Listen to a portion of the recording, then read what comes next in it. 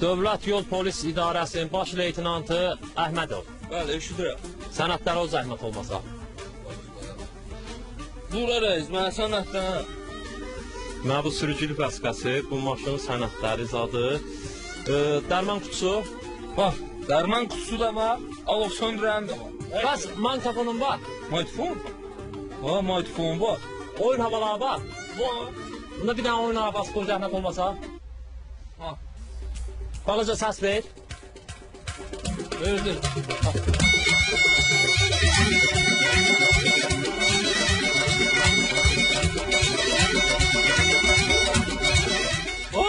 Sən nə qarsan?